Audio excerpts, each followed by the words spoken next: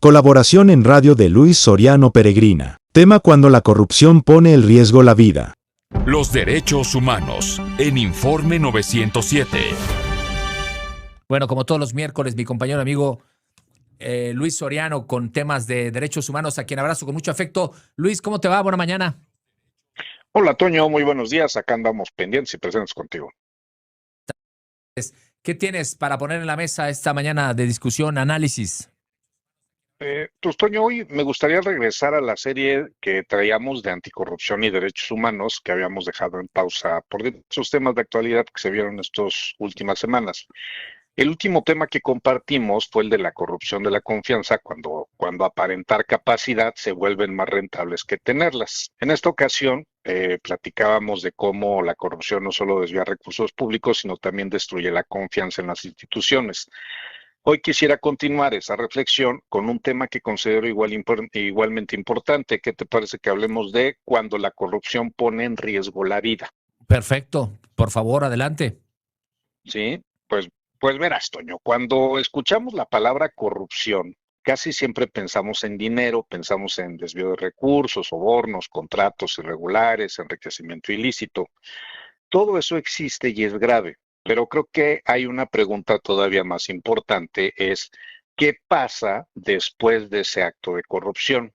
Porque el dinero no desaparece por sí solo. Generalmente era un recurso destinado a un hospital, a una escuela, a una carretera, a un programa social o una obra pública. Cuando estos recursos dejan de cumplir sus propósitos, quienes terminan pagando las consecuencias son las personas. Desde la perspectiva de los derechos humanos, la corrupción no es solamente una falta administrativa o un delito.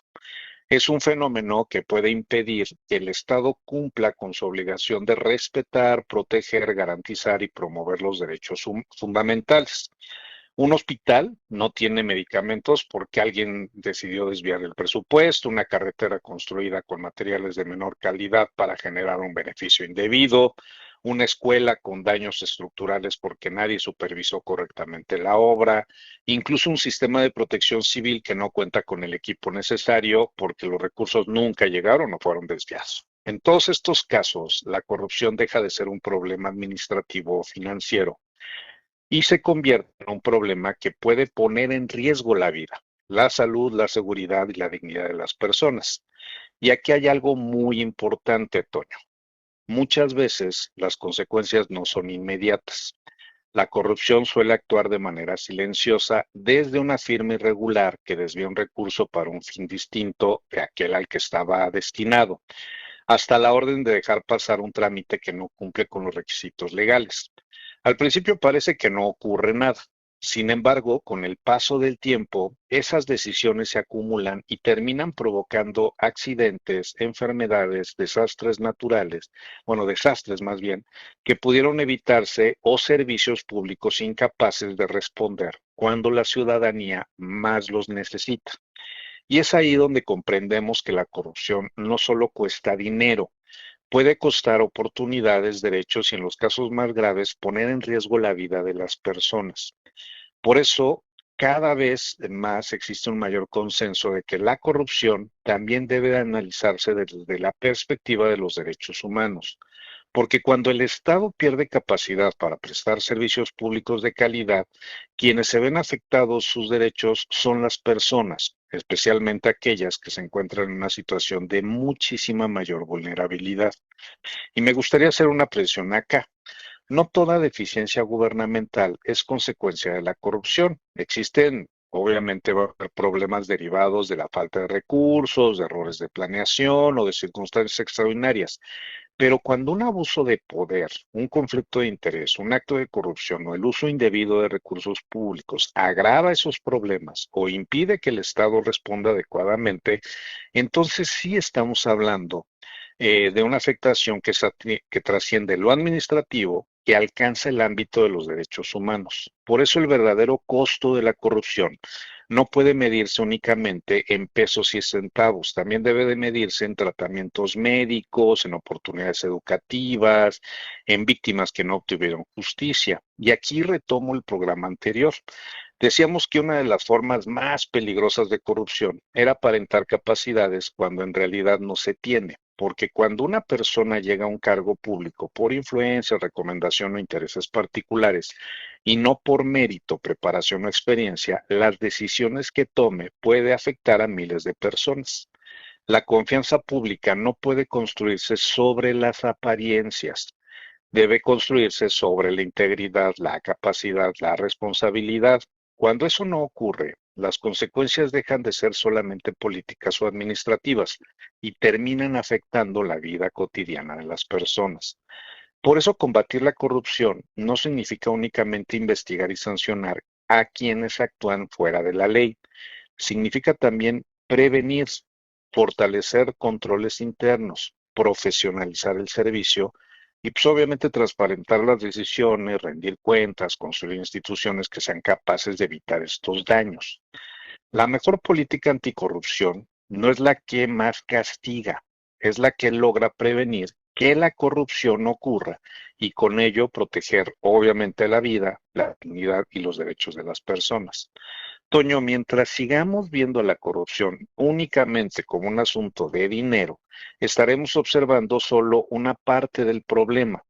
Cuando entendamos que detrás de cada acto de corrupción puede haber derechos vulnerados, familias afectadas y vidas puestas en riesgo, comprenderemos por qué combatir la corrupción también es una forma de proteger los derechos humanos. ¿Cómo la ves, Toño? Sin duda alguna, la corrupción, como dices, produce la muerte cuando hay desvío de recursos y no llegan medicinas a los nosocomios, cuando un doctor en su ética no tiene el documento que lo evalúa como doctor y causa la muerte, funcionarios públicos que no tienen la preparación a lo que se están dedicando y causan este tipo de lamentaciones, ¿no, mi querido Luis? Sí, caray, los actos de corrupción, pues de repente la gente piensa que nada más se trata de un tema de pesos y centavos, ¿no? O sea, Exacto. de le doy dinero y ya con eso se resuelve y no pasa nada. Las consecuencias pueden ser graves. Ahora, Laura habla precisamente de una barda que se cae, de una casa que está en situación delicada. ¿Y dónde estuvo la justicia?